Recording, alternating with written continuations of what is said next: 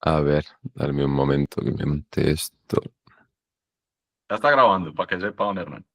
No, es Vale. que él pues nunca se va a quedar sin trabajo, pues primero porque trabaja en la compañía más importante del planeta Tierra y segundo pues porque con esa Como locutor. voz de DJ que tiene, pues para hacer intros, para hacer comerciales, el que necesite a Gerardo para hacer comerciales, introducciones para videos. Doblajes de películas al español. Ve, Gerardo, Yo siempre... ¿tenías problemas con internet en San Francisco también o no? Bueno, no, yo he tenido problemas con los niños esta mañana. Va bien de momento. Pero ibas a decir que tú siempre qué. No, que siempre quise ser locutor. Siempre, sí. Pues Pero, Mi profesión frustrada. pues, pero te iría pues a las mil maravillas. Bueno, ya sí entremos pues en materia.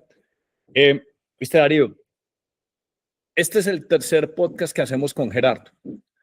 Cuando comenzamos, creo que fue hace por ahí 2 años y medio, hicimos el primero, era, no, Nvidia, wow. El segundo dijo, no, es que con la inteligencia artificial vamos a descubrir qué significa la física y no sé qué. Entonces ese era, wow. Y ahorita este tercero que estamos haciendo, pues yo no sé cuántos wows le vamos a atribuir a este episodio, pero yo creo que no han parado de impresionar, no han dejado de dejarnos a todos absolutamente con la boca abierta. Entonces, yo no sé, y hemos invitado también a otro amigo que es muy bueno en temas de geopolítica y chips, y se escribe unos newsletters muy chéveres, que dice que la verdadera Guerra Fría es todo el movimiento de chips, Guillermo, para que podamos sacar el mejor provecho pues de tenerte nuevamente tercera vez en este podcast. Te recuerdo pues a toda la audiencia que si no se han visto el número 1 y el número 2, no se han visto quizás uno de los podcasts más importantes de todos, pero qué bueno tenerte nuevamente aquí, Gerardo, buen amigo que conocí en San Francisco, que sigue trabajando en Nvidia y que yo creo que es el verdadero cohete de la industria. Podemos comenzar con una cosa bien sencilla. El domingo, pues, Jensen anunció que por primera vez se había acabado de producir el primer chip de Blackwell, pues hecho Made in America. ¿Por qué no arrancamos y nos cuentas un poquito en detalle, pues, el significado y la importancia de que Estados Unidos esté retomando toda la manufactura y cuál es el impacto geopolítico? Si quisieras que empezáramos a hablar por ahí, porque contigo tenemos tanto para explorar que yo creo que nos podríamos tirar un podcast de 2-3 horas. Podemos comenzar por ese lado, ¿qué te parece? Porque no el impacto de empezar a producir chips en Estados Unidos, porque es que hace 2 años y medio, cuando grabamos la primera vez, ni siquiera habíamos pensado en esto. Pues, o puede que sí ustedes, pero no lo hubieran mencionado a nosotros, pues, porque es que Trump ni siquiera en esa época estábamos, los 2 podcasts anteriores a esto todavía era Biden presidente. Entonces, ¿cómo se produjo un cambio tectónico con Trump de presidente y el impacto de Nvidia, pues, ahí a la vanguardia? Sí, a final de la década anterior, en 2019-2020, China establece una agenda, que era la Agenda 2024-2025, no me acuerdo ahora el año. 2025. Pero China ya estableció un goal de hacerse independiente a nivel de chips. Entonces, una de las cosas que tenían claras ellos es que querían cortar las cadenas de suministro con el West y poder ser independientes. Ya lo son en cuanto a fabricación de coches, ya lo son en cuanto a fabricación de aviones. Y entonces no sé si recordáis un episodio un poco estrambótico que ocurrió con ARM, que Sí. La oficina de ARM en China se extinguió de la matriz de ARM y luego empezaron a funcionar por su cuenta. Y luego toda esa información obviamente llegó a Huawei y a las demás. Entonces, Estados Unidos ha decidido hacer un movimiento parecido en el que quiere asegurar su cadena de suministro y tenerla dentro de Norteamérica. Porque no sé si habéis visto lo que ha pasado en la guerra de Ucrania, pero por ejemplo, cuando empieza la guerra de Ucrania, Estados Unidos corta a Rusia el suministro de un montón de cosas. El más importante fue cortar el acceso al sistema bancario, de intermediación bancaria, y le cortó el acceso a los chips. Y ahí es cuando se dieron cuenta de que la mitad de los tanques usaban chips y la otra mitad usaban chips. Entonces no podían producir armamento. Y Estados Unidos lo que está intentando hacer es asegurarse la cadena de suministro en caso de que pase algo con Taiwán. Y eso es tremendamente complicado porque la cadena de suministro de chips tiene un montón de actores, tiene un par de bottlenecks muy grandes en rare earths en cuanto a materiales y luego en tecnología con ASML, con la empresa holandesa que fabrica las máquinas con las que hacemos los chips. Que hoy les Entonces, compartía a todos en el chat un thread donde decían que los chinos dañaron una máquina de ASML y simplemente llamaron y hicieron el recall para ver si les ayudaban a, pues, a volverla a armar. Entonces, pues, punto de vital importancia, pero sigue. sí, parece que la desamblaron, ¿no? La dejaron Sí. hasta el nivel de tornillo y luego al volver a montarla fallaba algo. Eso, por cierto, es una técnica bastante habitual. Todos los ejecutivos que conozco desde 2010 que han ido a China te cuentan historias de estas que han llegado a ver un Audi desmontado hasta el nivel de tornillo y demás. Y entonces, la significancia de esto, la importancia de esto es que la cadena de suministro es muy compleja, pero el problema es que la fábrica de chips, que es el elemento final donde haces la fabricación final, es tremendamente compleja, son entre 10 a 40 billones por fábrica y conseguir que funcionen a alto rendimiento es muy complicado. Entonces, Estados Unidos se supone que quería haber hecho esto en 2025 con Intel.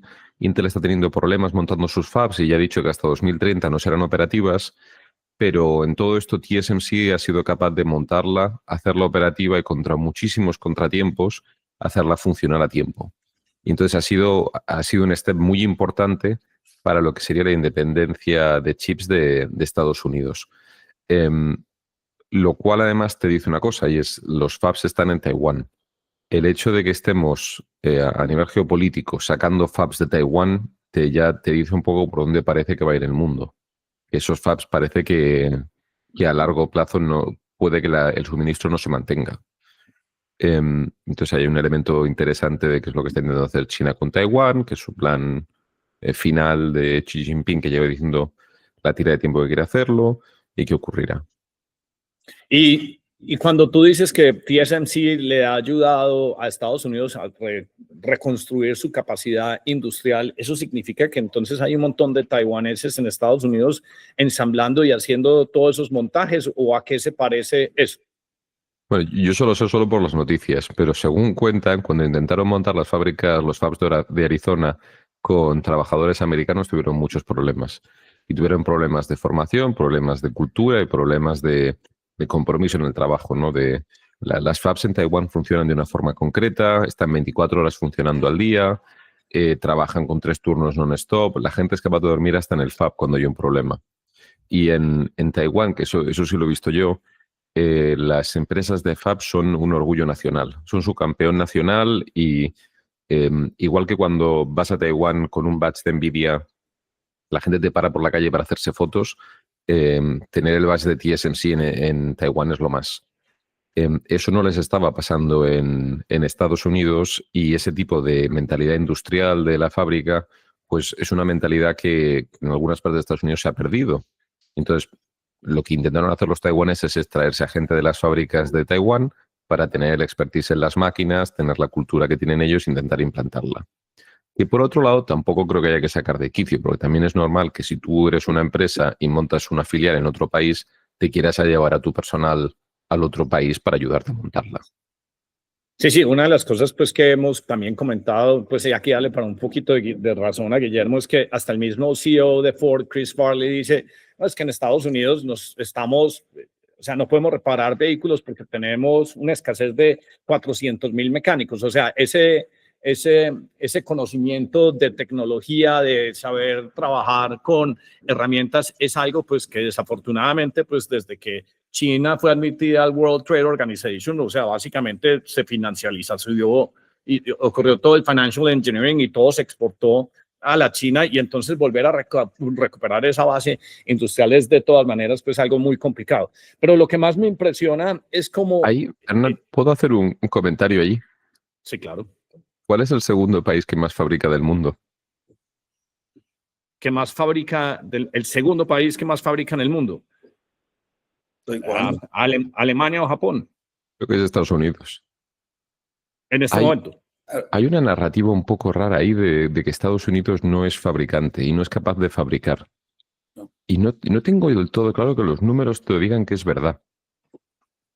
Y, o sea, y no me entiendas mal, tu argumento es No, totalmente no. cierto. ¿Y cuál es tu teoría? Porque yo soy también muy pro Estados Unidos, entonces me interesa saber ese punto de vista, sobre todo tú que tienes línea de vista, No. pues, digamos, a este segmento tan importante, pues. O sea, lo que sí que creo que ha pasado es que en algunos segmentos específicos la producción se ha ido fuera.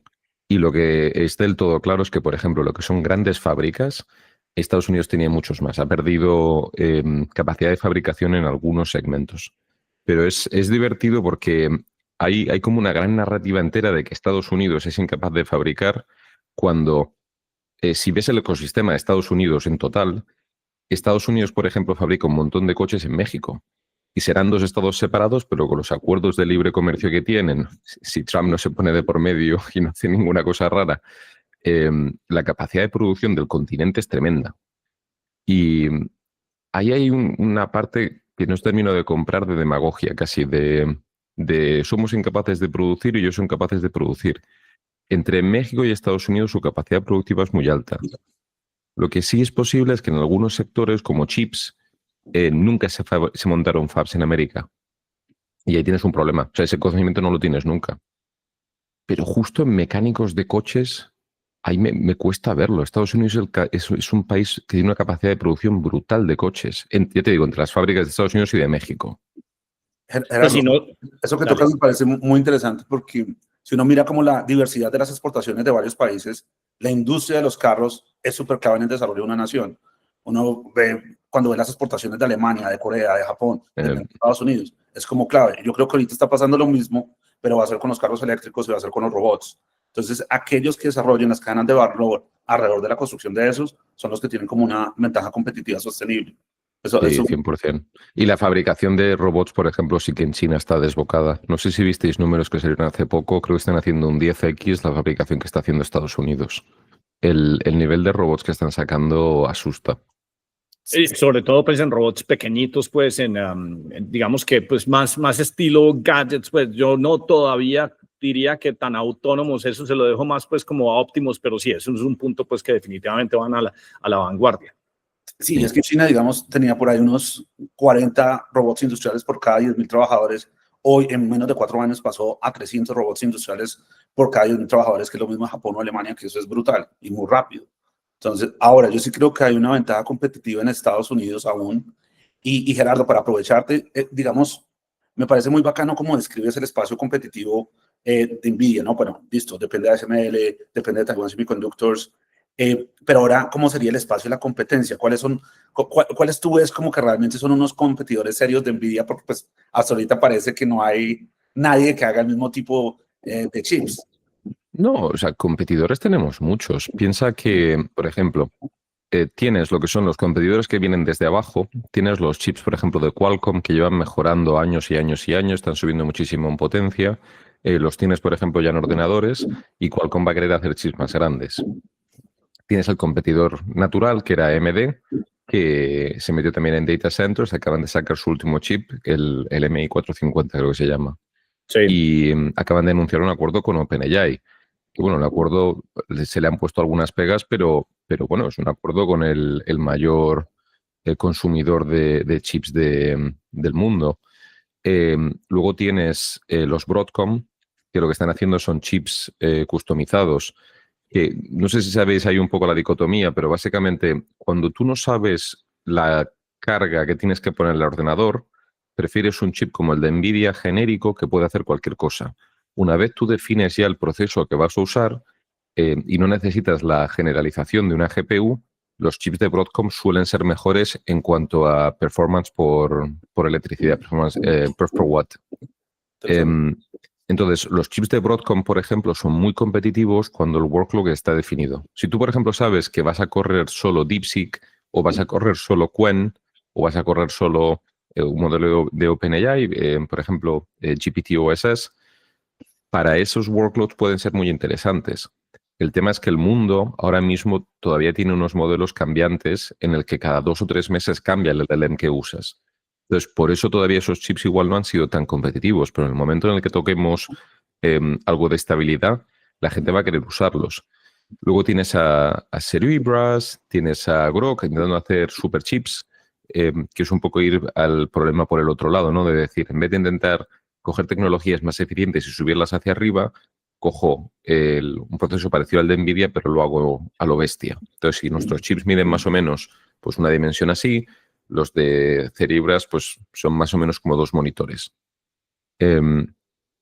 Entonces, competencia tienes a mansalva. Y luego, y no he nombrado todavía ningún chino. Huawei, por ejemplo, tiene unos chips que han impresionado al mercado que consiguen una potencia parecida a la de NVIDIA o superior. El tema es que consumen muchísima más electricidad. Pero, por ejemplo, eso en China no es problema, porque la producción de electricidad está bastante subvencionada y tienen capacidad de producción. Entonces, competencia hay muchísima. Gerardo, y a mí me parece muy interesante que muchos de los clientes de NVIDIA están empezando a hacer sus chips. Meta está tratando de hacer sus chips, Google tiene sus TPUs. Entonces, ¿cómo ves también eso en el espacio competitivo? Porque ese sí es como un cambio de juego grande. Como que el game theory es, bueno, NVIDIA tiene Google, y de repente ya no. Sí, Google lleva haciendo chips mucho tiempo. La TPU que va por la generación 7, ¿no? Google vio de hace mucho tiempo que va a necesitar sus propios chips. Ella sola es un consumidor descomunal y básicamente a la conclusión a la que llegó es, si yo sé mi workload, puedo hacer un chip especializado contra mi workload. Y luego tiene capacidad de contratar el talento necesario. Meta es curioso porque lo hizo famosamente ya en el chip anterior. El equivalente al chip de Internet fue los routers. Y los routers los hacía Cisco. Cisco cobraba unos premiums, no sé, ahora de memoria no te sé decir seguro, pero creo que estaban en unos márgenes muy parecidos a NVIDIA. Y Meta lo que hizo fue producir sus propios routers. Los metió internamente y dijo, mira, solo con Facebook voy a tener consumo de sobra, lo hago yo. Me parece históricamente natural y normal. O sea, esto se ha visto en el pasado, es una cosa que se ha hecho igual. Microsoft, no sé si lo ha anunciado, pero vamos, Amazon, por ejemplo, ha dicho públicamente que querían hacer un chip. Y tienen ya Yo se lo contesto a Hernán alguna vez, Guillermo, tengo un truquillo para saber lo que hacen las empresas. Pon un agente de LLMs que mire sus posiciones abiertas. Entonces, que se vaya a la web de Careers, que descargue la lista de posiciones abiertas, que la compare con la semana anterior y que en base al trend de lo que están abriendo te diga lo que está pasando. Y es bastante fácil de ver lo que hacen las empresas cuando ves que se ponen a contratar a 20, 40 ingenieros para algo en concreto. Porque básicamente te dice el proyecto. Entonces, puedes verlo ahora si te vas a Amazon, si te vas a Meta, si te vas a... Eso es puro alfa, buenísimo ese dato, pues para los que no lo habían considerado, ¿sí? Uno lo único que tiene que hacer es, sí, eso uno lo tiene que considerar y me pones a pensar como en la siguiente pregunta o lo que hemos podido ver a lo largo de estos 3 años, pues que hemos tenido pues estos podcasts contigo. O sea, digamos que el primer año, sí, me acuerdo que el primer año hablábamos, no, los GPUs para minar cripto y tú de alguna forma nos hiciste una cara extraña, es que ustedes no se han dado cuenta que es lo que se viene al frente y todavía apenas estamos empezando como a hacer experimentos como con ChatGPT, pero es que el arco de mejoras que hemos tenido es tan impresionante que yo este fin de semana escribí un artículo que básicamente la síntesis es, en el mundo de la tecnología de inteligencia artificial, el GDP no debe ser la medida con la que fijamos el crecimiento económico, porque es una medida que en 1934 medía cuántos tanques de guerras, cuántas municiones se producía, y hoy en día estamos viendo el mejor, o sea, el mejor forecaster de cuánto van a crecer las economías en el mundo es una NVIDIA, porque resulta que vamos a agregarle 3, 4, 5 trillones de dólares a las economías mundiales simplemente por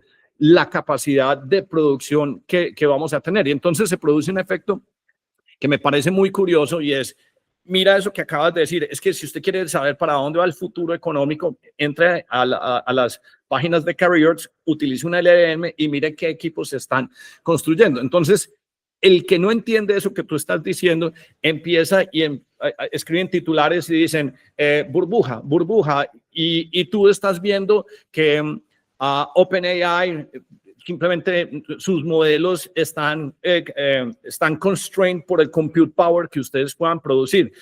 Oracle, los data centers que se están construyendo, todos llegan y dicen, pues es que nosotros podemos hacer lo que lo que Nvidia nos pueda proveer o sea, estamos en qué, en Blackwell, o cuál es el elemento más avanzado. ¿Por qué no de un ejecutivo de Nvidia? ¿Por qué no desmitificamos ese cuento que las personas que usualmente piensan por analogía se atreven a decir? No, es que como me acuerdo de 1999 y 2001 y yo me acuerdo más o menos de Pets.com, entonces huelo burbuja. Y lo que no están viendo es que estamos en ese punto de inflexión donde las economías de verdad ya no van a crecer al 5 o 6%, sino que vamos a ver un 2, un 3X a nivel de economías globales. ¿Por qué no nos qué es para Gerardo una burbuja y qué no es una burbuja, tú que lo estás viendo todo? A ver, dejar que yo primero, antes de responder, tengo que decir, yo no, número uno, no son los números de Nvidia, entonces no, mis comentarios que no se interpreten como recomendaciones de stock. Sí, sí, claro, de mercado, sí. Ni financial advice ni recomendaciones de mercado. Y luego, número dos, mis conclusiones son mías y no hablo por la empresa en esto. Pasan dos cosas. Lo voy a resumir en una cosa. Todo el mundo que conozco que no está en tech, ahora mismo te pregunta sobre una burbuja. Y todo el mundo que conozco hablando, que está trabajando en AI, lo que está asustado es del siguiente salto. Entonces es muy divertido verlo desde dentro, la división que está viendo en el mundo, de cómo alguna gente siempre dice, bueno, ya, esto fue bonito, pero pasó. Y la gente que está trabajando en ello que dice, la gente nos espera lo siguiente. Ahora hay un par de saltos que van a ser bastante curiosos.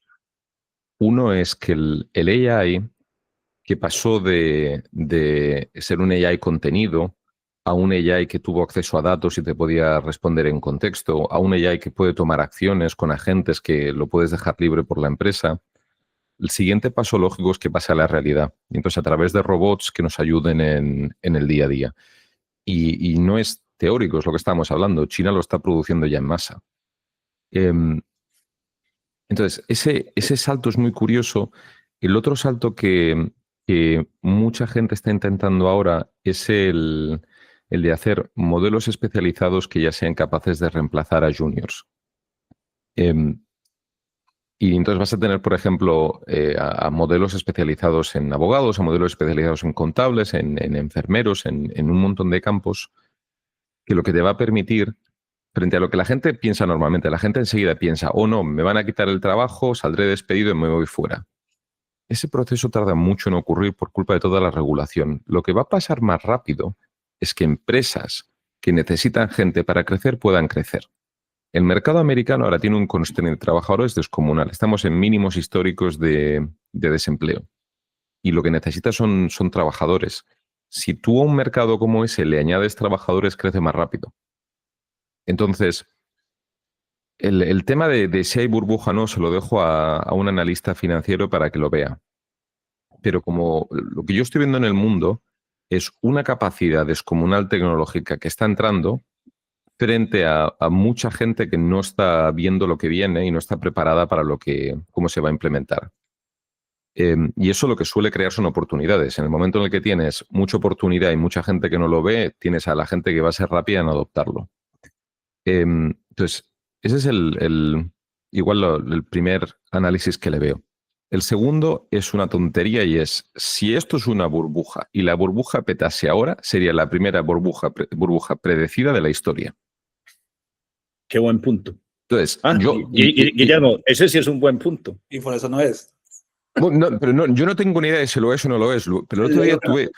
A ver, como imagináis, yo mismo tengo mis inversiones y demás, pero el otro día lo pensaba y decía, si mañana la burbuja cayese, sería la primera burbuja correctamente predecida y timeada de la historia. Y a ver, y puede pasar. En algún momento ocurrirá que los analistas sean tan buenos, pero por lo general lo que suele pasar es que no ocurre. Entonces, ese es el segundo pensamiento que tuve. Y luego, el tercero, comentabas lo que va a pasar con el GDP. Yo creo que va a tener un impacto en el GDP. Y te digo lo mismo, históricamente, si miro lo que ha pasado en tecnologías similares, el impacto en el GDP tarda mucho más en notarse de lo que suele pasar. Creo que el impacto que está teniendo ahora es un impacto más parecido, perdonad el ejemplo, pero es el que me sale, a la Alemania de Hitler preguerra, que es en el momento en el que se pone a construir carreteras, la economía entera mejora. ¿Por qué? Porque si tú haces mucho proyecto de infraestructura, la infraestructura toca a muchísima gente. Sí. La gente cree que los data centers solo ayudan a Google o ayudan a Oracle o a quien sea el que produce el data center. Pero un data center es un proyecto de construcción descomunal, con unas cadenas de suministro tremendas. Básicamente es construir lo grande. Y yo eso sí que creo que ahora mismo va a levantar el GDP. Te va a ayudar muchísimo Además, están construyendo por todo Estados Unidos, por ejemplo. Que la gente eso se suele quejar, ¿no? De que normalmente la riqueza de tecnología se queda en Silicon Valley, se queda en Nueva York, se queda en ciudades. Se está dividiendo mucho la construcción. Detrás de eso yo creo que va a haber construcción eléctrica, va a haber nuevas centrales. Entonces, cuando tienes que hacer un rollout de este nivel, creo que el país entero se pone a trabajar y te ayuda mucho a la producción.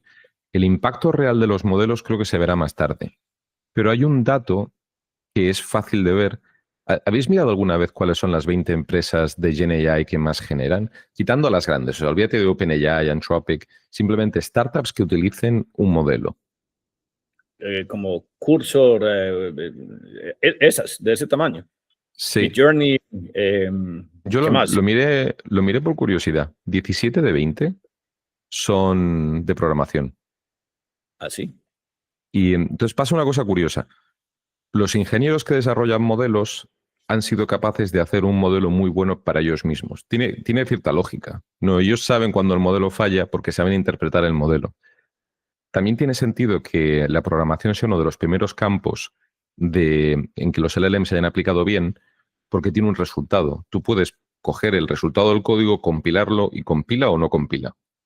Luego el código puede ser más elegante, puede tener algunas erratas en cuanto al el resultado que esperaba era otro, pero eso es muy potente porque en otros campos como la abogacía, la medicina, tú no puedes ponerlo contra nada.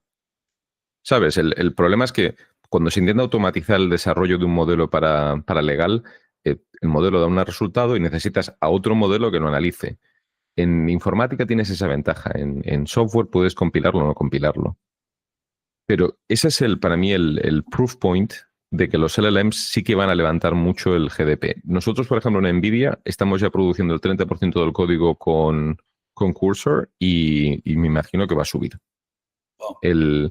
Y aparte es que todos los ingenieros de NVIDIA buenos con los que hablo alucinas. O sea, están enamorados de él. Y alucina y hace todo lo que tú quieras. Tendrá todos los errores posibles, pero... Ese es una... Pues quisiera hacer como un hincapié ahí. O sea, ¿cómo era NVIDIA hace 4 o 5 años antes de que todos los ingenieros estuvieran trabajando con estos asistentes, con estos AIs? ¿Qué has notado tú en la productividad? Pues además de los comentarios o anécdotas que te describen, porque me parece un... Si vos decís que ahorita el 30% todos están utilizando, eso es un shift tectónico muy importante. Sí, vemos varias cosas. Una es la capacidad de hacer código, de escribir código por escribir es mucho más alta, que eso no significa que sea bueno. Hay veces que prefieres menos código y que el código sea más concreto, pero la capacidad de hacer código es más rápida. Pero luego les ha quitado muchas labores administrativas. Acabo el código, escribo un resumen, lo pongo en Confluence para que la gente pueda ver lo que he hecho, hazme las release notes para ponerlo. Todo eso lo están automatizando y con servidores de MCP lo están mandando a las tools que tienen que hacerlo. Y es curioso porque el nivel de satisfacción de muchos ingenieros está subiendo. Esto es anecdótico, es yo hablando con ellos, pero te lo dicen, lo que se sienten son managers. Qué bien. Yo una cosa que también le explico a la gente es, no midas a un LLM por su capacidad de hacer un task entero. Lo que tienes que medir al LLM es por su capacidad de ser un intern para ti. De que tú le puedes decir, hazme este trabajo y te haga ese trabajo, te lo complete y te lo dé para que tú lo revises. En ese sentido está haciendo maravillas. Y lo que está pasándonos a nosotros es que acorta los ciclos de software, la capacidad de hacer código es más alta, los ingenieros están metidos en más proyectos y luego, curiosamente, el nivel de felicidad, y esto es más anecdótico, pero el nivel de felicidad de ellos está subiendo. Están más contentos porque no tienen que hacer todas las cosas, les quitas labores administrativas y se sienten que dirigen todos un mini equipo de agentes ayudándoles. Es que eso es un un tema recurrente que pues hemos conversado inclusive pues con Darío, es que el problema no es el LLM, digamos que la verdadera competencia es la persona que sabe trabajar y utilizar un LLM, porque tú lo acabas de decir, se han convertido en managers, entonces el nivel de satisfacción o cómo se desarrollan en el trabajo es totalmente diferente porque simplemente pues están empoderados y tienen un efecto multiplicativo. Para seguir con la línea pues del tema de digamos que burbujas, que porque todos dicen que son los hyperscalers, los que están comprando GPUs, los Google, los Facebook.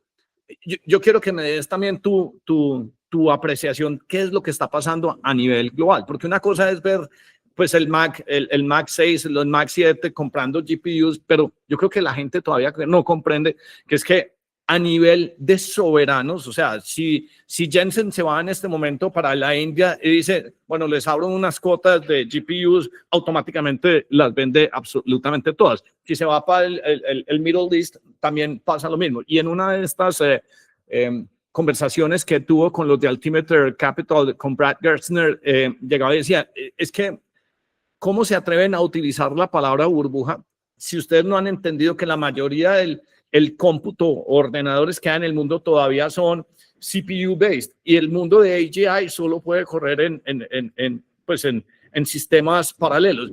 Porque es que les da tanta dificultad abstraerse de simplemente las noticias de las 7 acciones más importantes y se les olvida que es que los data centers se tienen que construir a nivel internacional, porque es que si vamos a tener autonomía de vehículos, vamos a tener robots, las inferencias no van a ir a data centers en Estados Unidos, sino que tienen que estar distribuidos en todo el mundo. Entonces, la gente cree que es miopía o simplemente no sabe cuantificar, digamos, los verdaderos impactos, sobre todo a nivel internacional, porque eventualmente un país va a querer su propio AI, no va a estar, o su propio LLM y no va a estar, digamos, que rentándosela y corriendo todo sobre ChatGPT o Anthropic, o sean los que existen. ¿Por qué esa dificultad para ver eso y por qué ustedes podrían crear, o mejor dicho, cómo lo presentarías como un argumento para decir, es que las escalas son de una proporción que es muy difícil de mencionarlo, sobre todo en el ámbito internacional,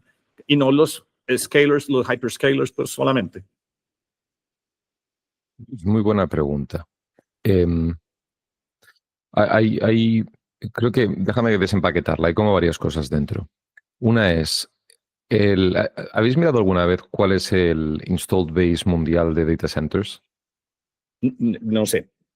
Antes de que empezara esta locura, este frenzy de AI, el mercado era más o menos 1 trillón, give or take, ¿vale? De warehouses, pues, con data centers, pues, más o menos. Sí, el mercado mundial de data centers más o menos era 1 trillón de base instalada. Se renueva cada 4 años. Y no ahora, se renovaba cada 4 años. Si tú simplemente haces una cosa, ¿te imaginas montar un data center hoy en día sin GPUs? No, pues, Bueno, pues, entonces, si tú dices, vale, el trillón debería aumentarlo un poco porque la GPU es más cara que la CPU, pero si simplemente lo dejo estático al nivel de uso que tenía hace 3 años, lo cual también es mentira, el gasto anual mundial de data centers son 250 billones. Y no sé si lo sabéis, pero un data center más o menos, el coste ahora mismo, la GPU representa un 50% del coste. Esos son como 20 o 30, pues, cada data center, billones. Claro, entonces, de los 250 billones que te da el mercado hace 3 años, en la mitad, 125 billones es el gasto en GPUs.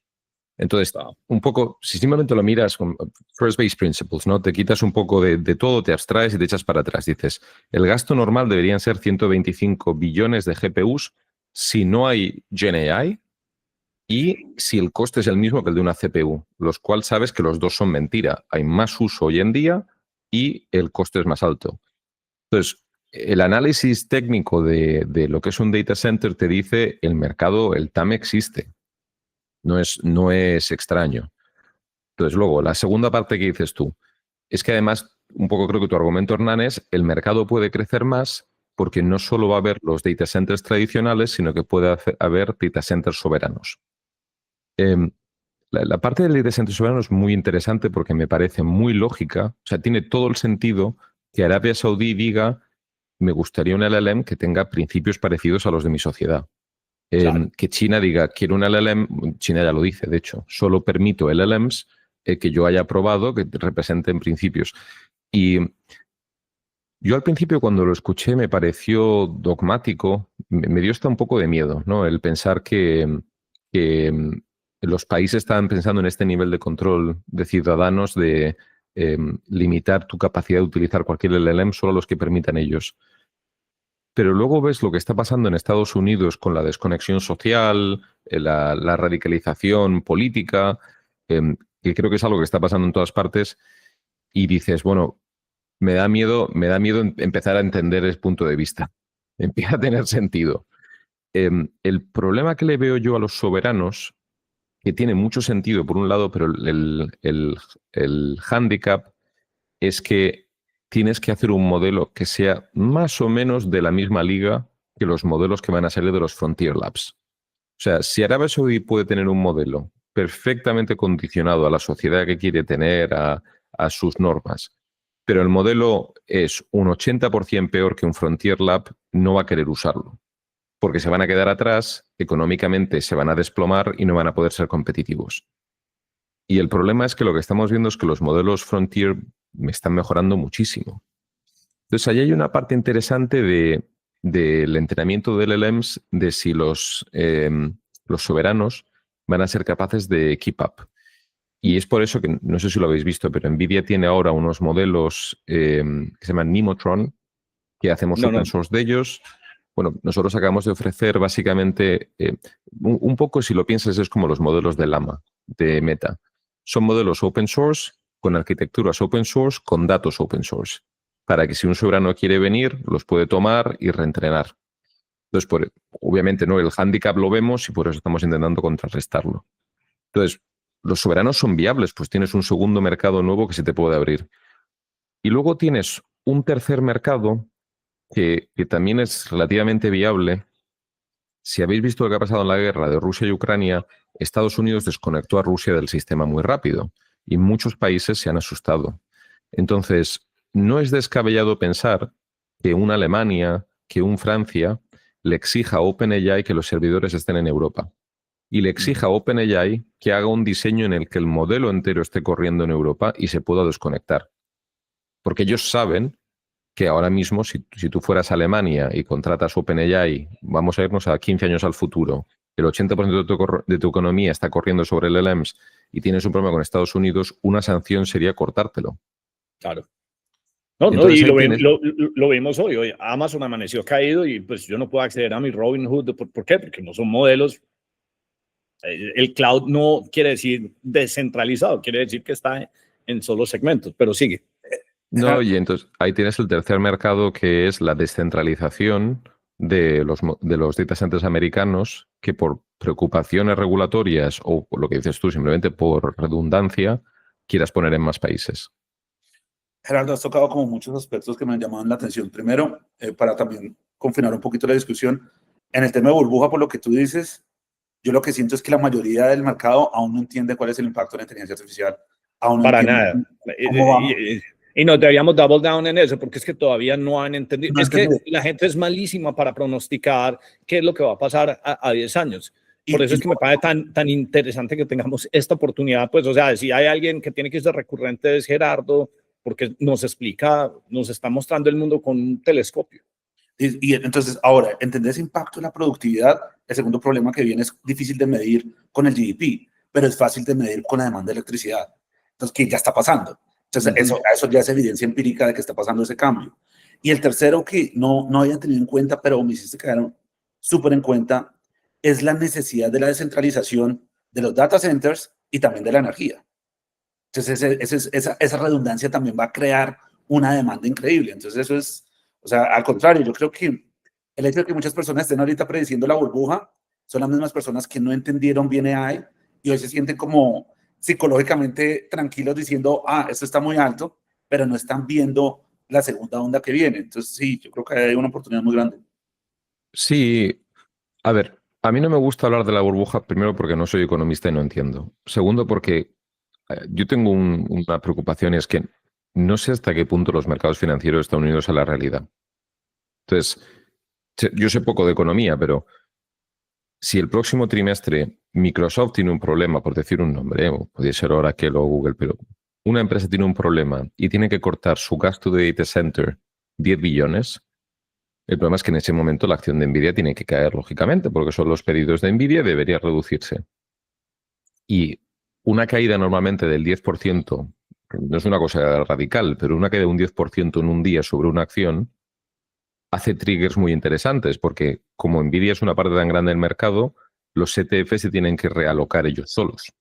Sí. Y como tenemos ahora una parte del mercado tan grande colocada en ETFs, puedes ver movimientos, puedes ver swings muy grandes de mercado que no tienen nada que ver con la realidad. Entonces, el problema es que con una economía que está leverage caliente y un mercado que lleva tanto tiempo sin entrar en recesión, yo también las recesiones o sea, las caídas de bolsa grandes, no entiendo cómo funcionan, pero sí que desde mi punto de vista me cuesta unir a lo que está pasando, porque creo que pueden hasta desconectarse.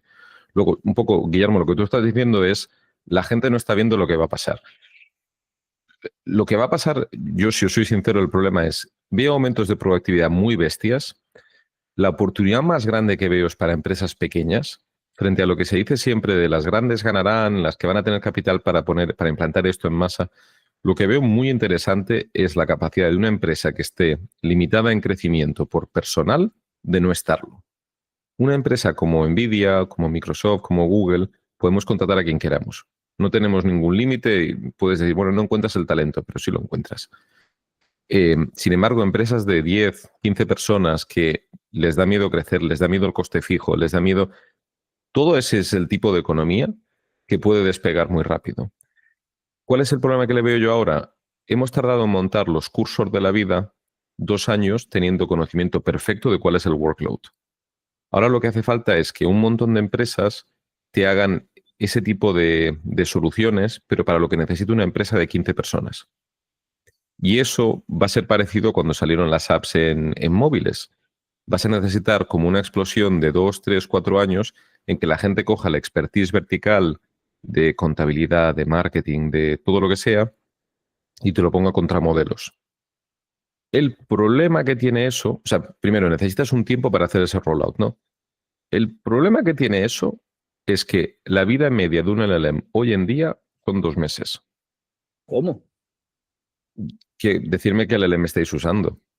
Si No, no, estáis sí, ahora con... pero me parece increíble lo que afianza la tesis de que, pues, si es 2 meses, entonces la demanda por GPUs es casi que ilimitada. Si ese es, Sí, o sea, la demanda de entrenamiento es descomunal, pero lo que yo estoy viendo curiosamente es que creo que muchas de estas soluciones, lo que les pasa a mucha gente, yo hago mucho trabajo con startups, entonces lo que nos pasa muchas veces es, tengo una idea para hacer una empresa que te haga las creatividades de marketing, la preparan, tardas igual 2, 3 meses en montar todos tus prompts, revisarlos, tal, no sé qué.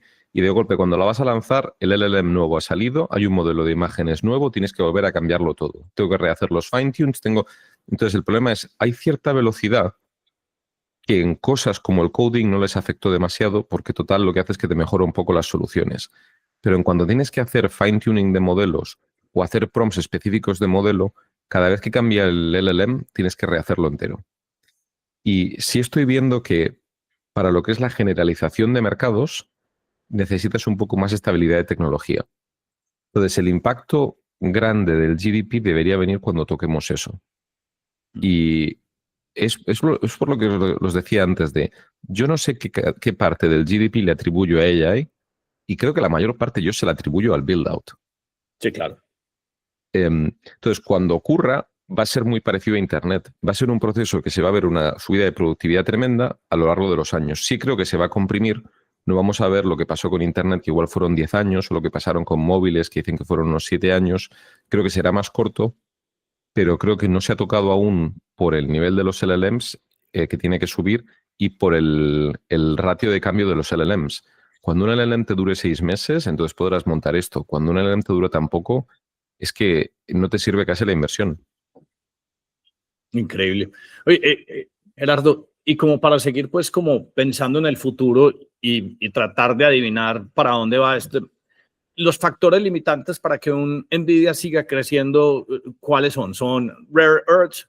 ¿Son talentos? Obviamente ustedes tienen pues, de las chequeras más grandes del planeta Tierra y pueden contratar al que sea, pero igual uno necesita formar las personas. ¿O realmente pues es energía? Y en energía pues China pone un Estados Unidos en capacidad energética cada 18 meses y en Estados Unidos apenas se está construyendo. ¿Cuál de esas tres variables, talento, recursos pues como rare earths o de verdad pues los electrones, cuál es el factor limitante para que ustedes no sean una compañía? ¿Cuánto está? ¿Cuál es el market cap? 3.5 para que ya lleguen a 10 trillones de dólares. ¿Cuál de esos levers hay que tocar o cuál pueden influenciar ustedes? O sea, mañana el build out de energía nuclear se dispara porque se quitó todo el red tape y entonces ustedes pueden proveer más data centers. ¿Cuál de esas tres variables crees que es el factor limitante más importante? El personal no. El personal tenemos bueno y no queremos más. O sea, podríamos contratar a mucha más gente si quisiéramos, sino a Jensen le gusta tener una empresa ligera y liviana. Y de hecho lo veréis, todos estos datos son públicos. Nuestro número de empleados es mucho menor que el de empresas parecidas de tamaño. Hay una parte de electricidad muy importante. Yo no sé hasta qué punto está impactando ahora. Yo no creo que la demanda actual esté limitada por ella. Pero es verdad que hay muchos análisis hechos de que con el crecimiento actual y la demanda actual de GPUs vamos a empezar a tocar problemas. Y es preocupante que en mitad de una revolución industrial como esta, en China, por ejemplo, esté el Estado alineado con el sector privado y todos pensando en a cómo ganar. Y en Estados Unidos está habiendo discusiones de todo tipo y todo color. Desde no quiero que me lo pongan al lado de mi casa, que es lógico. O sea, nadie quiere tener esos mastodontes al lado de sus casas, pero hay que ponerlo en algún sitio. Tienen que utilizar energía renovable, o sea, esto es un poco el equivalente a tenemos que poner trenes, pero tenemos que discutir el color de la vía. Cuando lo que hace falta es poner el tren rápido. Claro. Veo falta de hambre y de necesidad incluso veo falta de optimismo alrededor de ello. ¿No? Creo que en Estados Unidos se está viendo el desarrollo de GenAI como algo elitista, que beneficia a las empresas grandes, que mejora el stock market, pero no ayuda al trabajador medio. Cuando yo os digo, el análisis estúpido es el contrario, hay que montar la fábrica.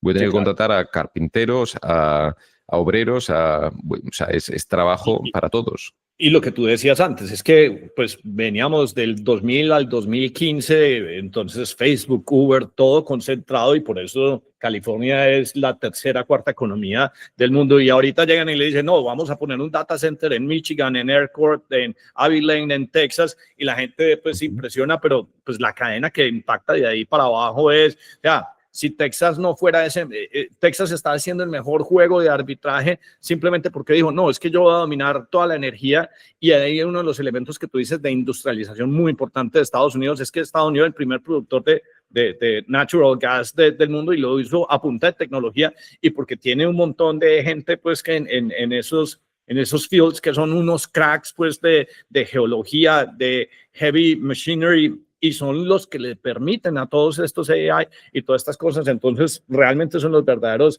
distribuidores, pero como dices, uno pensar en el color de la vida es algo que es bastante tonto cuando lo que está ofreciendo es una capacidad de conectar y llamar al carpintero y llamar al ingeniero y llamar al que hace el roofing del data center es un impacto muy, muy impresionante. Sí.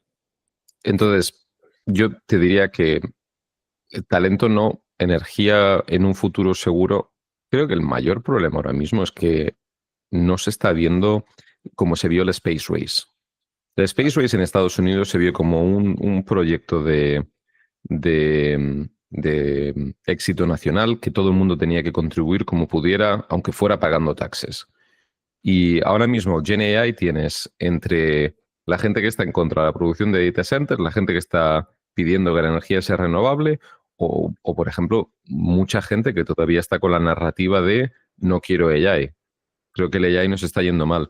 Y por contarlo solo anecdóticamente, este fin de semana estuve en Silicon Valley era un evento social, pero eran directivos de las mayores empresas. Me sorprendió mucho escuchar incluso en Silicon Valley a directivos diciendo, creo que el AI nos está deshumanizando.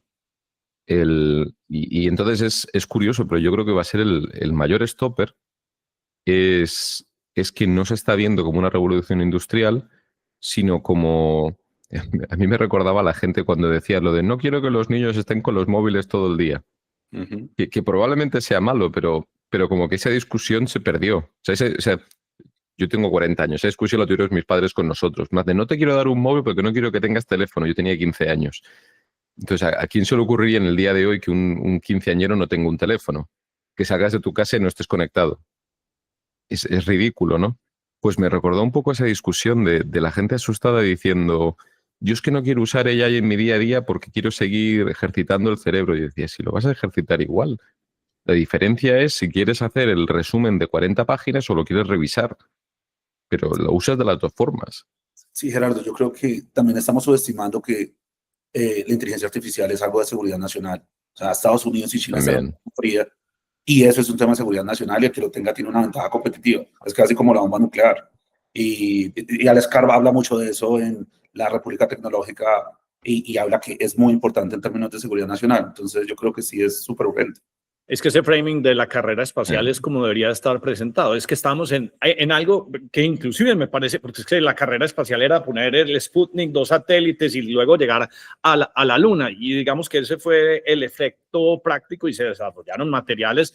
Pero es que, Guillermo, cuando vos tenés las 5, 7, 8 compañías del planeta Tierra, pues o americanas más importantes, todas acelerando, y uno, o sea, es que la NASA es el equipo de gente más inteligente, pues, que todos podemos recordar en las películas, pero si vos juntas a los hyperscalers, a NVIDIA y a todos, pues tenés un equipo que es 100 veces más interesante y más importante, pues, que la NASA. Entonces, ese framing, Gerardo, me parece buenísimo. Es que esta es una carrera espacial, inclusive con mayor impacto. Gerardo, otra pregunta, perdón interrumpir, pero me llama la atención. O sea, yo he visto en la historia de NVIDIA que hay bastantes pivoteos. ¿Sí? Digamos, uno ve la historia primero con gaming, luego pasa a machine learning, obviamente todo este tema de AI. Y yo creo que la biología pues empieza a ser un nuevo espacio donde se puede usar esta tecnología. Digamos que si las proteínas son otro tipo de lenguaje, no es el lenguaje de nosotros, pero tiene algún otro tipo de lenguaje. ¿Qué están haciendo ustedes en esa dirección? ¿O qué nos puedes comentar? Sí, nosotros en 2022 identificamos 3 pilares sobre los que creíamos que había que desarrollar modelos. Uno eran modelos de texto, que son los que habéis visto todos.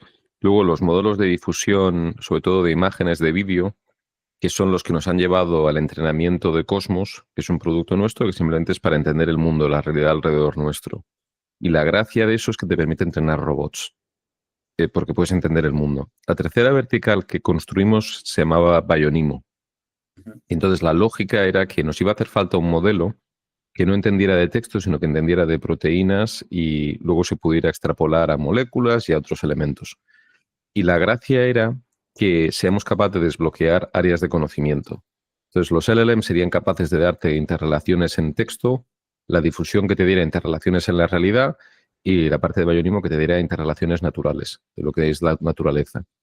Y allí hay mucho metido porque una rama muy fuerte de desarrollo en Silicon Valley está siendo la longevidad. Por un motivo muy fácil, mucha gente hizo dinero en los 90, tenían dinero de sobra y ¿dónde ponen el dinero? Pues en alargar la vida, porque es lo que no se pueden comprar, es lo que les queda por comprar. Y está habiendo desarrollos muy interesantes. Está cortando mucho los ciclos de descubrimiento de nuevas drogas, de nuevas medicinas. Están también empezando a hacer secuenciamiento de algunas enfermedades. Y un poco lo que se espera es que relaciones lógicas que no estábamos viendo en el cuerpo sea capaz de entenderlas. Y esto lo sabréis, pero la medicina moderna tiene un problema fundamental y es que se estudió verticalmente. Entonces, por ejemplo, tienes un osteópata que sabe absolutamente todo de los huesos, pero no sabe cómo la alimentación contribuye a los huesos, a menos que sean cosas que directamente tocan al hueso. se mega especializó tanto porque era tan complejo el campo que de golpe traes una cosa como GenAI que es capaz de unificar toda la visión de todo, ver cómo se conecta todo y puede desbloquear conocimientos muy interesantes. Por hacerte el símil, en desarrollo de software tenemos todo equipos verticales, ¿no? Que te hacen parte del software, pero luego tienes arquitectos de sistemas que saben cómo funciona la parte de una arquitectura y luego en NVIDIA, por ejemplo, tengo un arquitecto de CUDA que sabe cómo se unifica todo el lenguaje. En medicina eso no existe. Te falta alguien que sea capaz de unificar campos enteros. Y es lo que parece que los modelos podrían intentar desbloquear. Y aparte, la medicina es un campo que a mí me parece muy divertido porque es muy dogmático. Te dicen como, esto es así, solo que a los 10 años es justo al revés y a los 15 vuelve a ser de la misma forma. Claro. Entonces, ¿no habéis oído eso de, ahora han descubierto que tenemos neuronas en el corazón? Y entonces cuando tienes un pálpito del corazón, no, en realidad es que el corazón está pensando y te dicen que funciona como un segundo cerebro que lo que hace es chequear si la decisión es correcta. O el estómago sí que se sabe hace más tiempo que tiene neuronas. Y entonces que cuando de golpe tienes un dolor de barriga con una decisión es que hay una parte subconsciente tuya que simplemente está pensando, la desconectada del cerebro principal, que dice esta decisión la tomaste mal. Entonces me parece divertido porque es un campo que creo que le hace falta. Creo que el ejemplo famoso, esto lo sabréis. Sabéis que la historia de las espinacas es falsa. La de Popeye, pues. ¿De Popeye o de qué? La cantidad de hierro que tienen las espinacas se hizo en un estudio ok. en el que el intern corrió un 0 para el lado equivocado. Entonces salió publicado que las espinacas tienen una cantidad de hierro descomunal, que tiene una cantidad de hierro alta, pero tenían como una cantidad de hierro descomunal. Y entonces como que hubo un momento en que dijeron, no tomen nada más, tomen espinacas y tendrán el hierro que necesitan. Y entonces me parece divertido porque creo que a la medicina le hace falta. Es un campo que cambia mucho y que te salen siempre estudios nuevos, muchas veces según paga el estudio. Sí, no, es que es increíble. Es que vuelvo al punto central. Es que si solo nos vamos en el segmento de medicina y cuando empiezas a hablar y decir, no, es que tengo neuronas en el corazón y tengo, pues, ¿cómo se dice? Pues, en la barriga. Imagínate todo el campo de mejoras que podemos tener. Es que, no sé si es Bill Gates el que lo dice, pero es que nosotros somos buenos como para darnos un estimado de un año, pero malísimos para estimados de 10 años. Y el grandísimo problema que tenemos es que uno dice, sí, por 10, por 5, pero es que todo va a ser por 1000, porque es que vamos a tener unos agentes que nos van a poder ayudar y ver cosas que jamás hubiéramos concebido. Elon Musk llegó y dijo, pues hizo obviamente varios lanzamientos y dice, mire, todos estos cohetes son diseñados con monkey brains. ¿Cómo serán diseñados cuando sean con LLMs? Bueno, o en este caso, porque es física, ¿cómo se llamaría eso? Entonces también es un LLM o cuál es el nombre correcto pues que deberíamos darle a eso. Pero imagínate un cohete diseñado desde un agente que solo entienda física y velocidad de salida, velocidad de entrada, temperaturas, cambios, pesos de los materiales. Es que la dimensión es otra y no puede ser, no, un cohete 3 veces más grande, sino que es un vehículo que ni siquiera nos imaginamos. Y ahí es donde lo que me parece que es sorprendente que la gente descuenta muy rápido. Yo creo que hay veces, si uno quisiera entender más, digamos que todo este mundo, Gerardo, se tiene que devolver y empezar a leer más que Isaac Asimov para poder ponerles como palancas de crecimiento pues a lo que es posible. Y de ahí es donde creo que la mayoría de la gente está muy limitada, como se les olvidó ser creativos. Sí, 100%. Hay un chico, Friedberg, en el All In Podcast que lo dice siempre, que me gusta mucho cuando lo dice. En el día a día, en nuestro trabajo, va a ser una herramienta de productividad como lo fue Internet. Lo que va a ser interesante va a ser los proyectos de ingeniería que hoy en día no te atreves a hacer. Claro. En proyectos que dices son demasiado complejos para intentar, hay que ver demasiadas cosas o la técnica es posible, pero, por ejemplo, y el ejemplo que él pone siempre es ciudades submarinas. Hacer una ciudad submarina es una cosa que hoy en día ni intentarías porque el riesgo es muy alto y porque a nivel de ingeniería se puede hacer, pero tienes que hacer demasiados cálculos, puede fallar en demasiados sitios. Y dice, con GenAI, con aumentos de productividad grandes y entendiendo, por ejemplo, el campo con un modelo específico, lo puedes intentar. El desarrollo espacial, por ejemplo, es un campo para eso muy bueno. yo una de las cosas que creo que va a ser muy interesante, y esto suena un poco a ciencia ficción, soy muy creyente de la minería espacial. Sí, claro. Todo lo que es Ya hace sentido, además. Sí, Teo, y hay empresas ya que lo están haciendo muy fuerte. El problema es, toda nuestra tecnología actualmente depende de los materiales que hay en la Tierra. Finitos, o sea que tenemos recursos finitos. Hay finitos, pero a mí esa parte me preocupa menos. Yo no sé hasta No, qué no, punto pero de yo digo, verdad- el espacio pues ya nos quita esa restricción. Podemos Claro, acceder a cualquier material podemos... y entonces descubrir materiales que inclusive no conocemos. La tabla periódica se puede expandir. Claro, que, el uso de... eso que hablas de los desafíos, por ejemplo, la carrera espacial, la misma carrera por la inteligencia artificial generalizada, yo creo que la inteligencia depende de dos variables. Uno, el cómputo, la capacidad de cómputo, pero también el challenge que uno tenga. Si yo busco un problema más complejo, pues me termino volviendo más inteligente. Lo mismo, por eso lo de las ciudades submarinas, la carrera espacial, eso es supremamente importante. De hecho, eso es una tesis que tiene Elon Musk que dice siempre, yo no sé si la gente la entiende, que es la gente necesita retos. Le preguntaban mucho a él por qué intentar ir a Marte en vez de arreglar la Tierra. Y una cosa que él contestaba que yo no sé si la gente la entiende en la práctica es, si yo le digo a la gente voy a intentar mejorar las granjas de la Tierra, habrá gente muy apasionada, pero no soy capaz de juntar a las 28 personas más inteligentes del planeta. Pero si les digo a la gente vamos a colonizar Marte en 10 años en vez de en 500, y lo vais a ser vosotros quien lo hagáis, soy capaz de traer a las 15 mentes más brillantes del planeta todas a trabajar a la vez a 14 horas al día. Y es que es eso que dices tú, Guillermo, los retos interesantes te permiten juntar equipos descomunales, equipos que no podrías pagar solo con dinero, y te permite hacerlos más inteligentes, porque se tienen que enfrentar a un problema y tienen que avanzar la ciencia para resolver el problema. Y es lo que dicen muchas veces, ¿no? De que la carrera espacial fue una cantidad de dinero invertida tremenda, pero las consecuencias de la carrera espacial fueron muchísimo más beneficiosas, porque de ahí salió toda la tecnología de celulares, salió la tecnología de telecomunicaciones, salió innovaciones de propulsión, etcétera, etcétera. Entonces... Es que eso que dices es importante. Entonces todo el mundo dice, no, es que para qué ir a Marte. Pero ¿usted sabe qué pasó para poder ir a Marte? Se desarrolló todo Starlink y ya cualquier persona en el planeta Tierra puede tener una conexión a un satélite porque dijo, mire, si Starlink no me da plata, entonces no tengo cómo hacer el cohete. Y ahí es donde se producen los impactos importantes que la mayoría de la gente descuenta muy rápido porque no son lo suficientemente creativos. A mí me parece una maravilla, porque es que esto no se nos ocurría ni cuando yo vivía en San Francisco, que vos y yo podamos estar conectados con el mismo operador en este momento. Vos en San Francisco, yo aquí en Medellín, conectados a Starlink, porque alguien dijo, no, es que yo quiero llegar a Marte y voy a desarrollar una red de constelaciones satelitales para poder acceder a eso. Eso me parece más que fantástico, pero estabas diciendo. No, entonces básicamente estoy dando la razón a Guillermo, que al final lo que necesitas es tener retos grandes, cuanto más grande mejor, y entonces desarrollaremos las herramientas para llegar a ellos. Y al final lo que te está dando GenAI es simplemente una herramienta nueva. Entonces mi tesis al final es esa, es el impacto sobre el trabajo será interesante, el impacto de verdad interesante serán los proyectos que no se podían hacer. Luego, un apunte que antes hemos dicho solo por tocarlo. Hablabais del impacto de seguridad nacional de GenAI.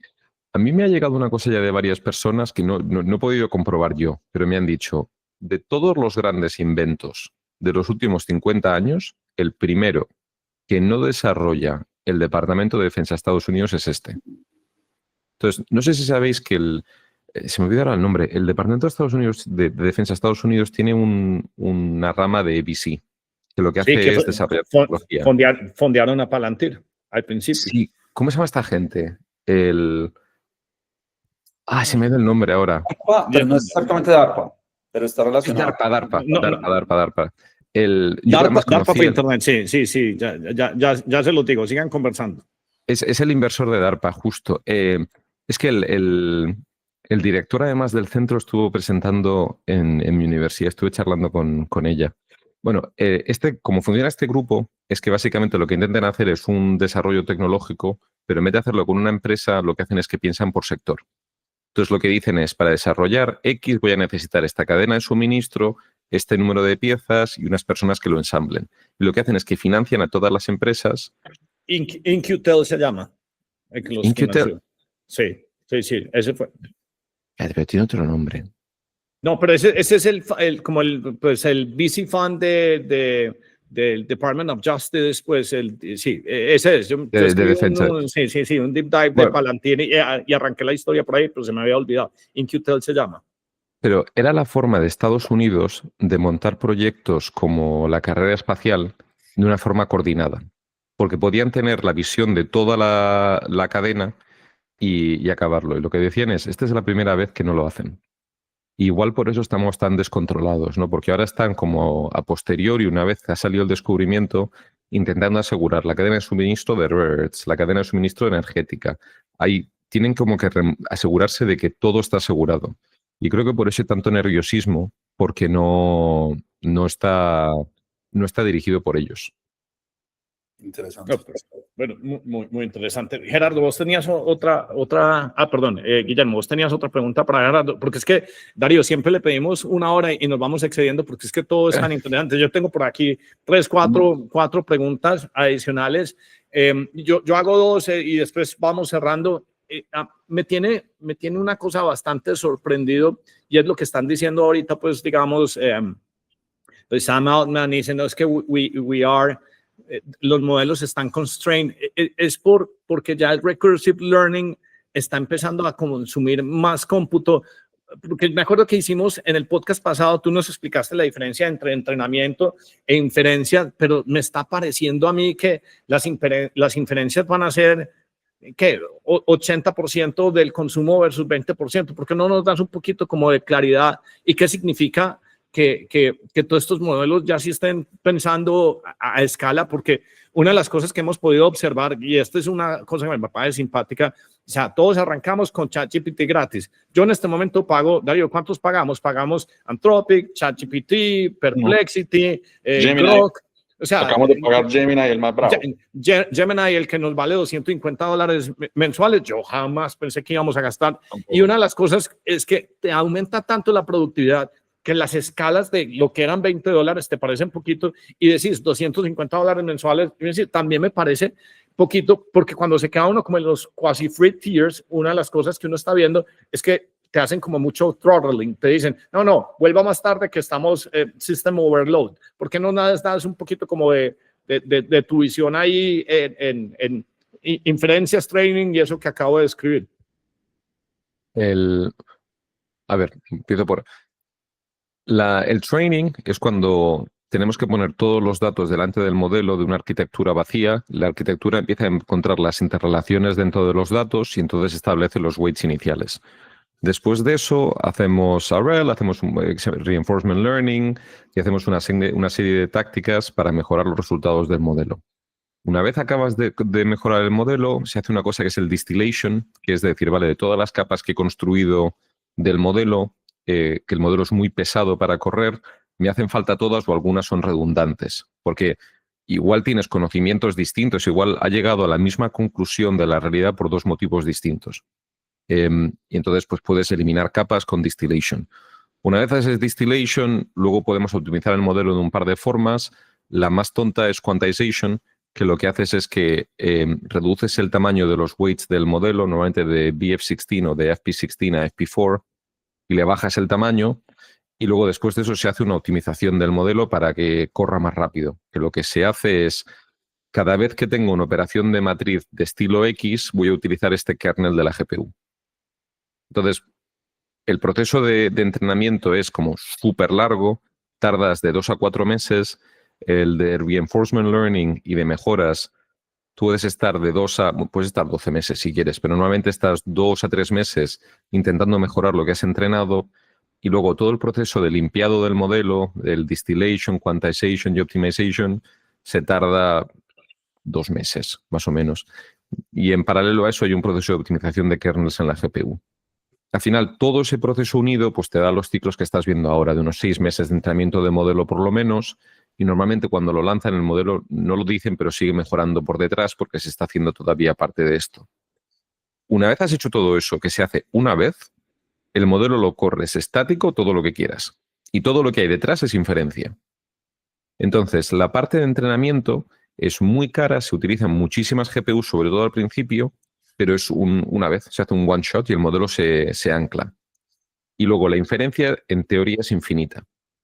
Lo que debería ocurrir matemáticamente es que el entrenamiento del modelo sea un 1% del consumo total, porque lo haces solo una vez y a partir de ahí el modelo tiene un coste de ejecutarlo muy barato solo de la electricidad de las GPUs.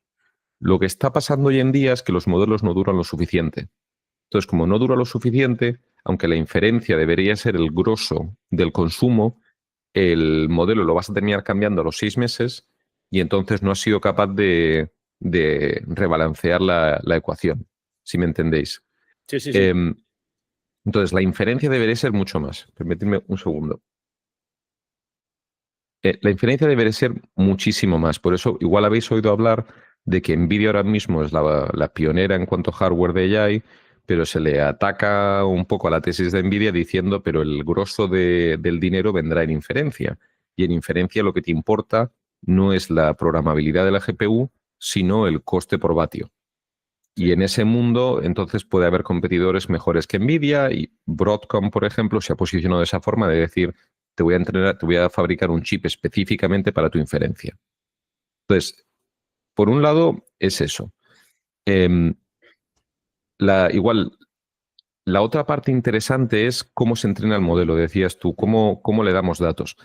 El problema que tienen ahora mismo los modelos es que se les ha dado cada vez más datos. El primer modelo de Stable Diffusion tenía, creo que era 1 billón de parámetros. Y entonces se le entrenó contra 5 billones de imágenes.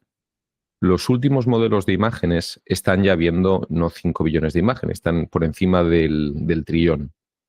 El número de datos que le das, al ser más alto, necesita más tiempo y tiene que encontrar más relaciones entre ellas, necesitas más GPUs. Ahora el problema que algunos han sacado, que por ejemplo Elon Musk habló de ello cuando sacó Grok 4, algunos están llegando a los límites de lo que ofrece Internet. Entonces, Internet en realidad es un poco más... Perdón, ¿los límites de qué? De lo que ofrece Internet, del texto disponible digitalizado. Sí, sí, sí. Que bueno, eso es cuestionable porque seguro que hay más textos que están digitalizados pero que no se pueden acceder a ellos. Pero lo que ha pasado después de eso es que han dicho, bueno, pues si no puedo ver más datos, los genero. Y entonces se generan los datos sintéticos. Esto, por ejemplo, se hace también en modelos de imagen, que tú dices, tengo, yo qué sé, 500 billones de imágenes originales, genero variaciones de ellas para entrenar. Gerardo, es por eso que se está inventando pues como el Grokipedia, porque no tiene suficientes datos. Él dice que Grok va a sacar una alternativa a Wikipedia y es porque ya llegamos como a un cap de tokens está totales. Relacionado. Sí, creo que está relacionado. Creo que se han dado cuenta de que el proceso intermedio, que es generar datos nuevos, él quiere asegurarse de que los datos sean verídicos. Porque una de las cosas que hemos visto, no sé si viste la noticia, fue una noticia política, pero Wikipedia tenía una serie de medios en un deny list, que no podían, sí, claro. El medio no podía entrar en Wikipedia y eran todo medios de derechas. Y los medios de izquierdas de Estados Unidos automáticamente entraban en Wikipedia. Entonces, por un lado, la gente lo vio como una parte política, de ha habido censura y demás. Creo que Elon Musk lo vio simplemente como una oportunidad de hay más datos que no se han indexado. Y entonces, más datos, mejora mi modelo, quiero los datos nuevos. Y luego, en base a eso, alguien dijo, oye, si vas a tomar los datos, podrías recrear Wikipedia. Entonces, es un proyecto secundario, pero se puede hacer. Yo creo que hay una parte que no hemos tocado, y esto es tesis mía, tampoco lo toméis demasiado en serio, pero creo que el problema de verdad es que necesitas un reward function mejor de las que tenemos ahora mismo. Entonces, una cosa que está pasando es que los modelos de desarrollo de imágenes se están aplicando a robots. Una cosa que me parece muy chula es que un robot tiene una función de reward mucho más fuerte, porque está en la vida real y si la predicción falla, el robot falla. Entonces, tú puedes hacer un loop de verdad de la predicción es que el objeto iba a caer de esta forma, si pongo la mano lo cojo. Si no lo coges, el objeto no ha caído de la forma que tú pensabas. Eso no ocurre en texto. El proceso de hacer eso en texto es tremendamente costoso, porque tienes que producir el token, dar la solución, un LLM automáticamente lo revisa y te dice si es probable o no es probable, y muchas veces luego te hace falta un humano experto que te diga si es probable, pero en este contexto está mal dicho. Entonces, ese loop es muy largo y costoso, pero si tú lo haces con robots en la vida real, en situaciones reales, es muy barato porque te está pasando todo el día.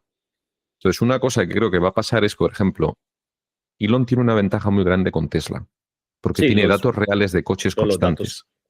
Y entonces tú puedes, por ejemplo, decir, ¿cuál es el siguiente frame que debería pasar ante este accidente?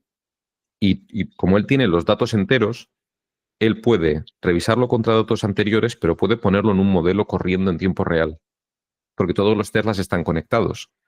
Entonces, tú dices, es que he agotado, ya he entrenado contra todos los vídeos que tengo de Tesla de la historia. He llegado al límite, no puedo entrenar más. Pero él tiene una ventaja, es que él puede coger y decir, vale, he terminado de entrenar, ahora voy a predecir cuál es el siguiente frame de un Tesla que en este momento está conduciendo en Palo Alto. Y si el frame falla, a lo que ve el Tesla en tiempo real, reentreno. Entonces, ya no estamos viendo solo entrenar contra datos que tenemos digitalizados, sino contra el mundo real. Y creo que eso es lo que va a pegar el siguiente gran estirón a los modelos. Ya te digo, esto es tesis mía y cada vez que se lo digo además a mis PhDs me miran raro, o sea que tampoco me creáis demasiado. Gerardo, Si esto no es el futuro, yo no sé qué podcast puede ser más futurista que este, Darío. Impresionante. Gerardo, una pregunta respecto a lo que hablabas en esa discusión que percibiste como que mucha gente piensa que AI deshumaniza pues nuestra sociedad. Y yo tengo como una tesis un poco contraria porque, o sea, nosotros aprendemos de 4 maneras. O imitamos, o optimizamos, o combinamos, o cambiamos de framework. Somos capaces de tener una representación de la realidad. Y aparentemente nosotros hemos estado ocupados imitando, optimizando y combinando, y AI puede hacer eso mejor.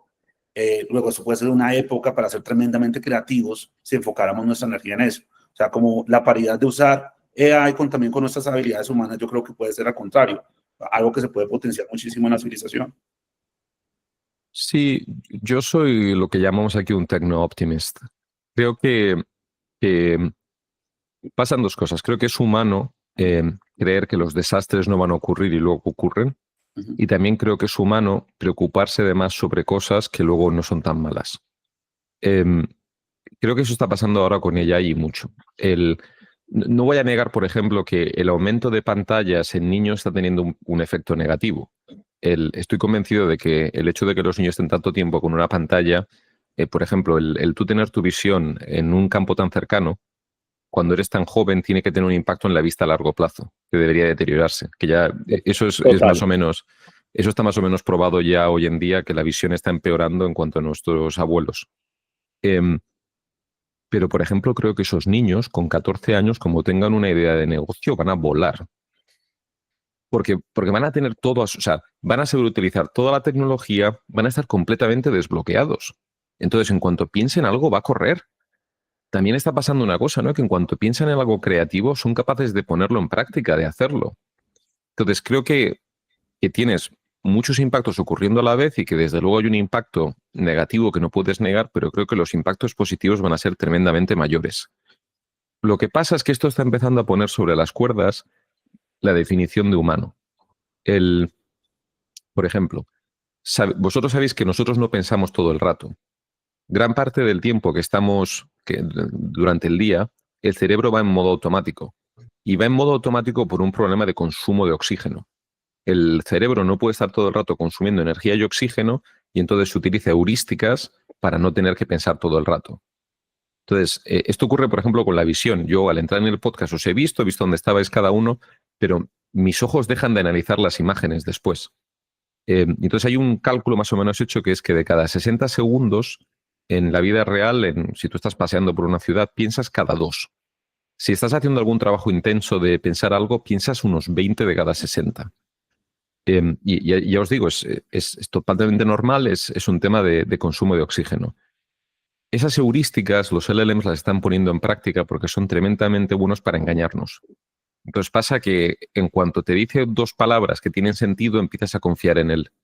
Sí. Y entonces, la crítica que le están poniendo a los LLMs de que dan basura, en realidad la crítica que hay detrás el problema es que la mitad de los humanos consumimos basura y nos la creemos. Y es, por ejemplo, el problema. Pero el problema de Netflix, ¿no? De la gente dice, es que Netflix. El problema es que al final mucha gente lo que quiere es sentarse tranquilamente un martes y ver una cosa irrelevante, que le entretenga un poquito y seguirse a dormir. Y no quiere ver El Padrino un martes.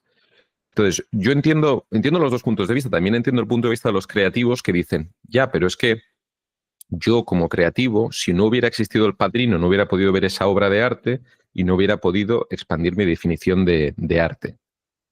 Pero tiene que haber como cabida para los dos. Al final hay un mercado real que lo habréis escuchado, el AI Slop, ¿no? Hay un mercado real de una persona quiere mandar un email y el email es un resumen de lo que ha hecho la semana anterior y no tiene que ser el email más profesional del mundo. Tiene que resumirlo más o menos medianamente bien y ya está. Y ese email que le costaría hacerlo, este ejemplo lo digo por mi mujer. Mi mujer el otro día me lo pidió. Tengo que hacer un resumen del último mes de lo que he hecho para mis jefes. Y usamos GenAI y le hizo el resumen entero. Y me decía, ¿qué tal? Y digo, está bien. O sea, le corregí un par de cosas y digo, tampoco tiene sentido que yo gaste muchos ciclos en corregir este resumen. Al final tiene que haber 4 datos y el texto de en medio pues está mejor o peor, pero lo que ha hecho ha sido ganarnos tiempo. Entonces, la gente lo critica porque dice, ese AI slop va a hacer más fácil hacer esos resúmenes, va a inundar los canales de información, va a haber mucha información, con lo cual tú no te la vas a leer, le vas a pedir a un LLM que lo resuma y al final estamos construyendo como basura de información. Y yo te digo, ok, esa es la visión negativa de lo que está pasando y creo que el problema es verdad. Y lo primero es darte cuenta que es verdad. La parte positiva es que mi mujer, que tenía que haber tardado en hacer el resumen 1 hora, lo ha hecho en 3 minutos. En 30 segundos de generarlo y en 2 minutos de revisarlo. Ese para mí es el cambio gordo, que se ha saldado 1 hora entera de trabajo. Y entonces, Claro. lo que hay que hacer igual es ser consciente de que el GenAI va a traer dificultades y va a haber problemas y son ciertos. El problema es, si lo ves en total, ¿no? En sus externalidades, todos los efectos positivos que tiene son mucho mayores. Y lo que hay que hacer es intentar minimizar los daños e intentar maximizar los beneficios, ¿no? Eso es lo que creo que va a ser el challenge de los 5 años que nos quedan por delante. Se va a notar mucho quién es capaz de adoptar estas técnicas de forma positiva y quién no. Porque el que se quede simplemente en resúmenes y en quiero resumir el email de Outlook, no me lo ha resumido bien, no lo entendí, ese no es el uso real. El uso real es saber cuándo usarlo. Y quiero agregar algo ahí que está diciendo Gerardo, que lo llevo también como organizando en mi cabeza, y es, se va a ver tanta la diferencia, no solo entre individuos, sino entre empresas y organismos que estén utilizando de manera eficiente la IA, que ya no va a ser o sea, el gran reto va a ser para las empresas ser lo suficientemente eficiente, porque ahí va a estar la elección. La gente no va a querer perder el tiempo en tonterías con una empresa que me pides tonterías versus otra que ya lo corrigió y es mucho más eficiente en el proceso, es mucho más inteligente. Darío, va a ser, yo como lo recuerdo, es cuando yo empecé a estudiar, apenas se utilizaban los ordenadores y había que imprimir las cosas. Va a ser equivalente a entrar en una empresa y que te diga, este es tu email, o que te digan, aquí están tus cartas, el repartidor pasa por la mañana a recogerlas. Y tú digas, perdón, que tengo que mandar cartas físicas. Va a ser eso. Y la gente no recuerda un cambio tan radical porque pasó hace un tiempo, pero va a ser muy grande. No, yo creo que ya con eso, pues para respetar el tiempo pues de Gerardo, porque nos hemos extendido otra vez 1 hora y media, yo quiero cerrar, pues porque todo me ha parecido magnífico, pero Gordo, ¿qué pregunta tiene usted para despedir a Gerardo o que te esté inquietando a vos en el mundo del AI? No, pues eso es maravilloso siempre conversar y escuchar a Gerardo. Pues yo creo que nosotros tenemos aquí una fortuna muy grande de tenerlo. De todas las compañías, de todas esas compañías que existen, ¿cuál será la que va a perder? ¿Cuál será entre ChatGPT, entre todas ellas, cuál será la que se va a quedar? ¿Cuál será la que tú crees que pierde? O no, o es muy difícil en este momento saberlo. Yo creo que es muy difícil. Lo que pasó, si ves las revoluciones anteriores, te pasó, por ejemplo, que un Microsoft se quedó atrás cuando llegó la época de Internet. Te pasó que Intel se quedó atrás contra Nvidia. Te pasó que HP se quedó atrás contra Microsoft. Ahora un poco lo que todo el mundo en el Valle habla es qué va a pasar con Apple. De un poco de los grandes gigantes, ¿no?, que tenemos, ¿es Apple capaz de actualizarse o no? Y frente a lo que dice la narrativa de que ya están muertos, Apple tiene muchísimo dinero y muchísimo potencial, una cultura empresarial brutal. Entonces, tienen muchas oportunidades de volver a subirse al caballo, pero es divertido ver la historia, ¿no? Porque dices, Google tiene sus propias CPUs, sus propios laboratorios de AI y un canal directo al consumidor. Amazon tiene data centers y tiene además la inversión de Anthropic. Entonces tiene el lab y el canal de distribución. Microsoft tiene todo el canal de distribución profesional, más la inversión en OpenAI, que le da acceso a ChatGPT, a toda la tecnología. También deberían estar cubiertos. Pero es verdad que haces el análisis de Apple y dices, no quedan tantos laboratorios disponibles para comprar. Lo vimos hace poco, ¿no? Con Meta, que tuvo que comprar Scale AI por un precio bastante alto. Como 20 Y- billones, una cosa así. Más. 15 creo que pagó. Pero el problema es, la pregunta realmente es, ¿por qué compraron Scale AI y no a otra? O sea, como que lo que mejor que les quedaba en el mercado por comprar era Scale AI. Un poco esa es la duda que tienes ahora con Apple, de decir, tampoco quedan tantos players que comprar si quieres intentar recuperarte pronto. Tampoco tienen un data center detrás para correr los modelos. No tienen el software propio que tienen, el hardware propio que tienen, que son el Silicon, los M4, y creo que ahora han anunciado el modelo M5. Es bueno, pero no está especializado en AI. Entonces, Apple es para mí la que está en una situación más interesante y ya te digo, yo no los doy por muertos en absoluto, pero creo que va a ser el que tiene ahora puesto el foco encima.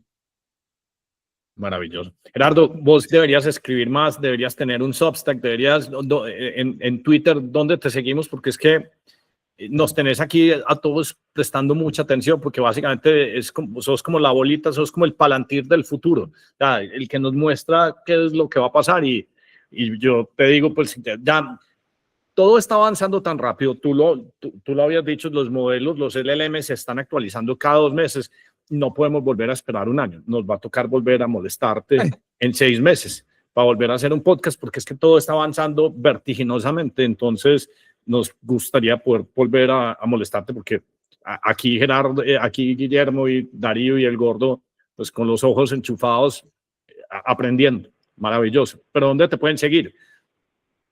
Yo con 2 niños escribo poco. Yo ahora estoy en Twitter en @gerdelgado, pero con 2 niños escribo poco. Me vais a ver ahí más que nada poniendo noticias que hacemos con nuestro equipo en Nvidia. Buenísimo, buenísimo. Gerardo, muchas gracias. Super crack. Muy interesante. Nada, gracias a Sí, un vosotros por crack. la invitación. Un crack. Gerardo. Cuídate mucho. Hasta luego.